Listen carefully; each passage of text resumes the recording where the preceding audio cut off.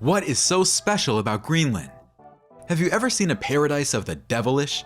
A utopia that China, the United States, and other large superpowers fight over. A paradise that all of the more powerful nations acknowledge for its geostrategic significance. You must be wondering at this point to whom I am referring. Of course, it is Greenland. What makes Greenland so unique that it has become a battleground for the superpowers? Let's investigate. In terms of size, Greenland is the largest island in the world that is not a continent. With additional outlying islands included, Greenland has an overall size of 2.16 million square kilometers, 836,330 square miles. A polar ice cap covers around 80% of the land area. Despite being a small portion, the ice-free region is nevertheless around the size of Sweden.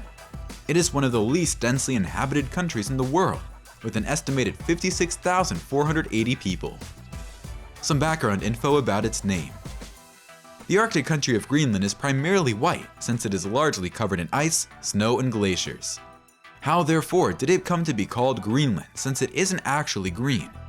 Eric the Red, an Icelandic killer who was sent to the island, is the one who gave it its moniker.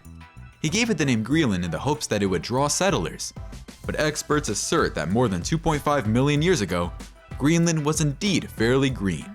According to recent research, there are 2 miles of ice beneath the old Earth that was cryogenically frozen for millions of years. Let's explore Greenland in more detail. Greenland massive resource potentials.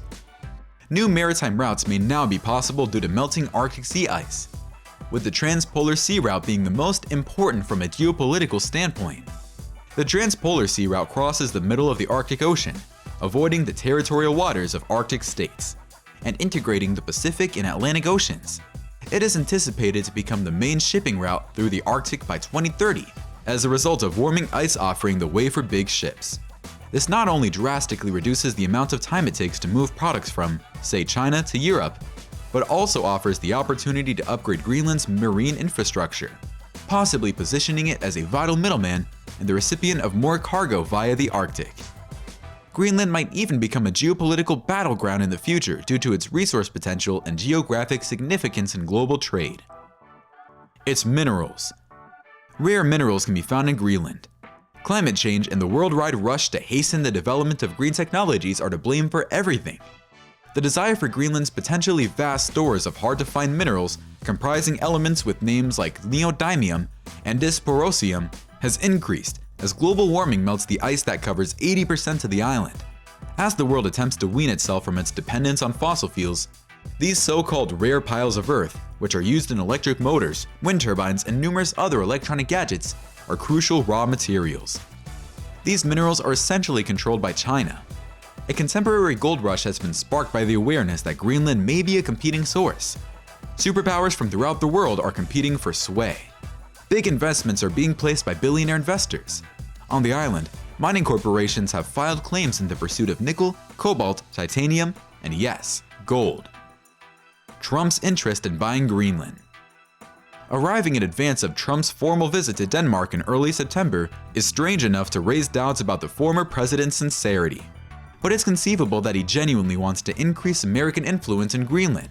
Although the melting of the ice sheets in Greenland and the Arctic is a tragedy for the entire world, it also presents an opportunity for Washington's strong policymakers.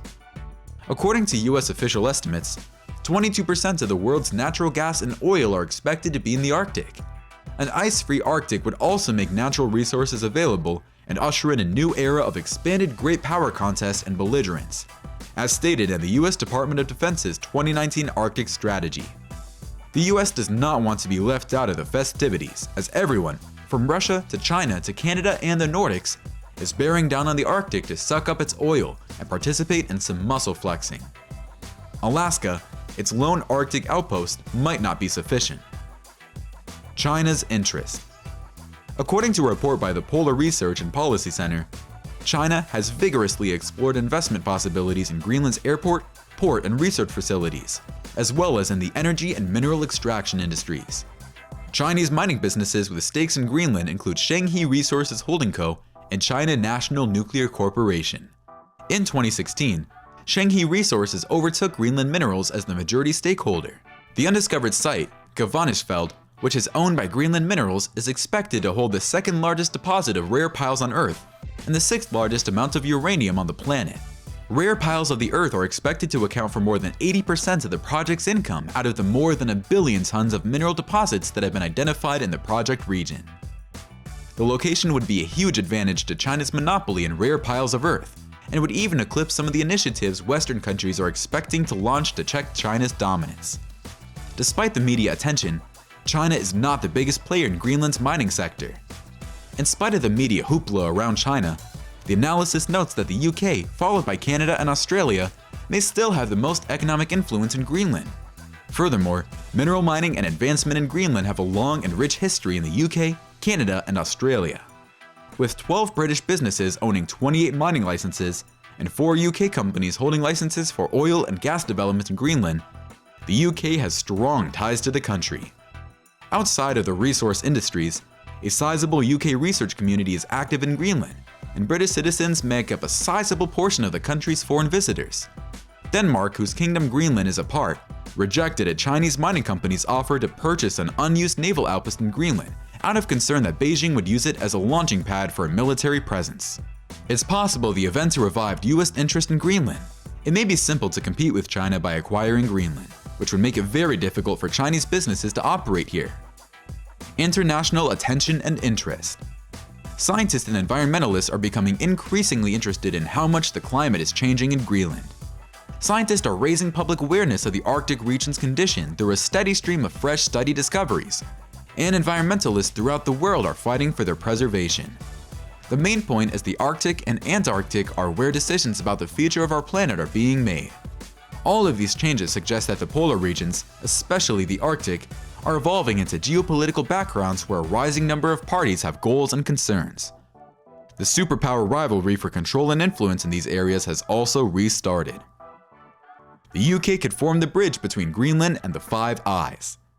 The UK is in a distinctive situation to serve as a strategic gateway between Greenland, the UK's Five Eyes partners, and European allies because of its geographical location to Greenland, its inclusion in its larger maritime neighborhood, and its economic presence there. This is especially true in terms of cooperation and supply of essential minerals. The UK, according to the Polar Studies and Policy Venture, is crucial in safeguarding Greenland's enormous strategic and financial ability for the advantage of Western forces. Given the sheer number of British companies holding licenses in Greenland's mineral resources sector, the UK and Greenland should build an enhanced partnership that encompasses both engineering and construction, and the creation of a comprehensive North Atlantic distribution networks. Birthplace of Humanity. The earliest people are believed to have landed in Greenland approximately 2500 BC, according to archaeologists. The migratory group reportedly faded out, and numerous other North American-born tribes took their place. The desolate southern region of Greenland was established by Norsemen from Iceland at the beginning of the 10th century, but they vanished in the late 15th century. The Inuit arrived from Asia in the 13th century, and their lineage has persisted ever since. Since they constitute the majority of Inuit Greenlanders, they still practice many of the long-standing customs. Its culture. Currently, 88% of the people in Greenland are either pure Inuit, mostly Kalalit, or mixed Danish and Inuit. The remaining 12% are primarily Danish and of European ancestry. The truth is that Greenlanders don't like being referred to as Eskimos. The real term is Inuit or Kalalit, which in the Inuit language of origin, Kalaallisut, truly means Greenlander. The Inuit of Greenland greatly connect with the Inuit of other regions in the world, such as Canada and Alaska, and they really have certain linguistic commonalities. That's it for today, guys. If you liked the video, don't forget to give it a big thumbs up. Also, subscribe to our channel so you never miss an update. Leave a comment if you still have any queries unanswered. Moreover, share this video with your fellows. Until next time.